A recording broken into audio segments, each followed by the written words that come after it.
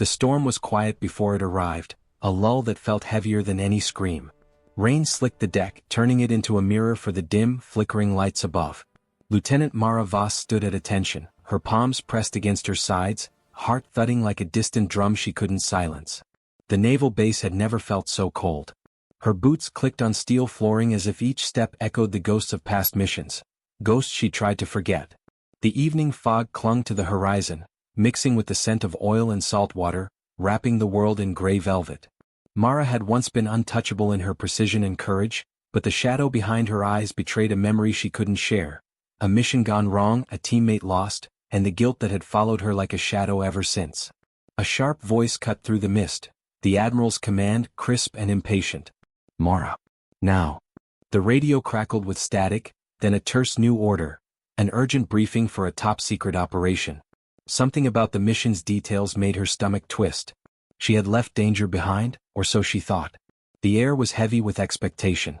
Somewhere between duty and fear, Mara felt the familiar tug, the call of the sky, the machinery, and the reckoning she had been running from for years.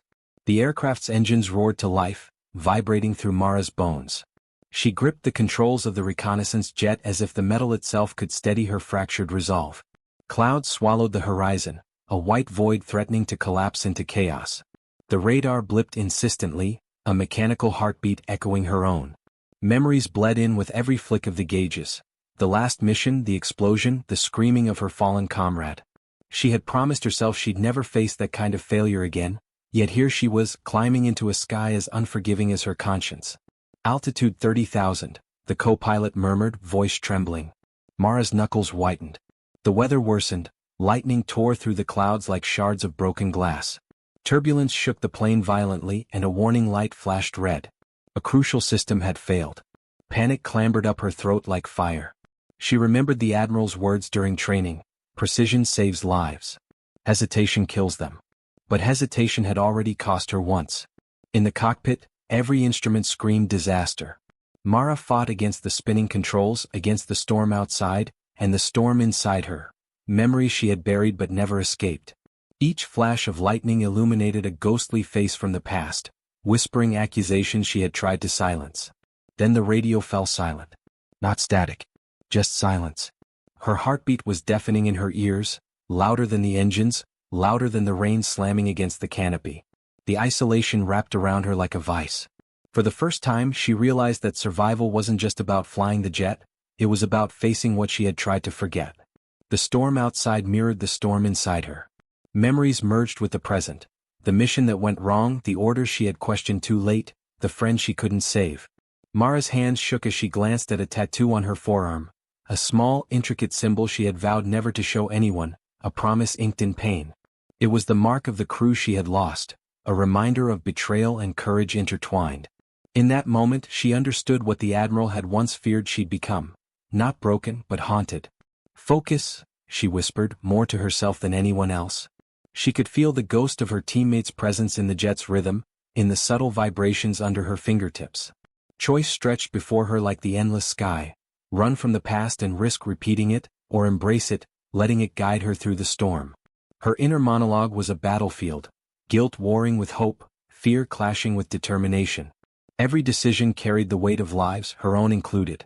Finally she exhaled, letting the memories coexist with the present. She would not be paralyzed by the past. She would face the storm and see it through. The storm had not relented, it had merely paused as if testing her resolve. Mara's knuckles whitened on the throttle, each gauge and dial a heartbeat she could not ignore. Below, the ocean roared in endless gray, waves colliding like angry titans, reflecting the turmoil that still churned within her. Every second counted. Every wrong move would echo forever.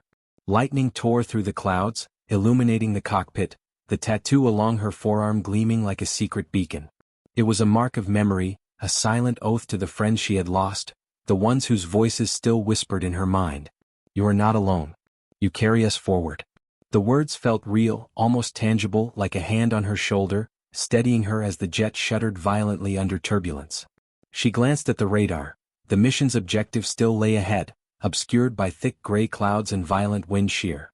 Panic threatened to claw its way up her throat, but she exhaled slowly, forcing the rhythm of her breathing to match the hum of the engines.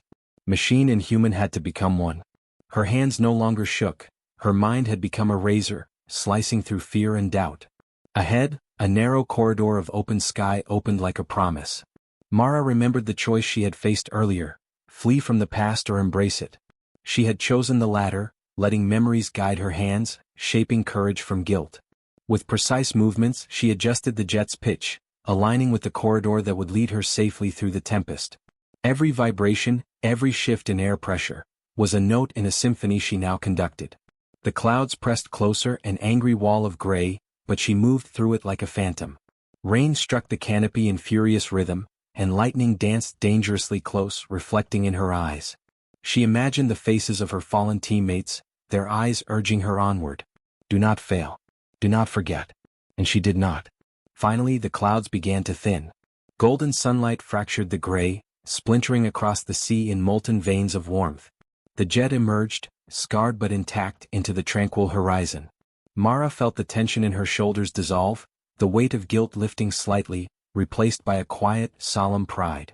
Redemption was not about erasing the past, it was about surviving it, carrying it forward, and allowing it to guide you toward something greater than fear. She eased the plane into its final approach, the carrier deck looming like a safe haven.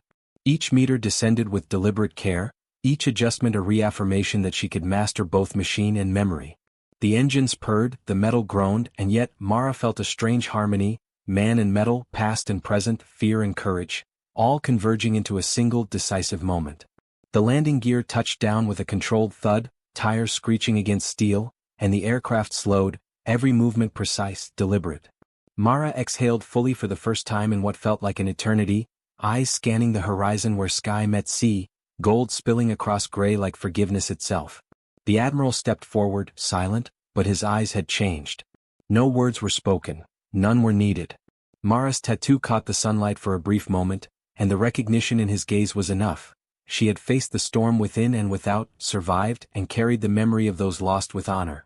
For Mara, the sky had become both a battlefield and a sanctuary.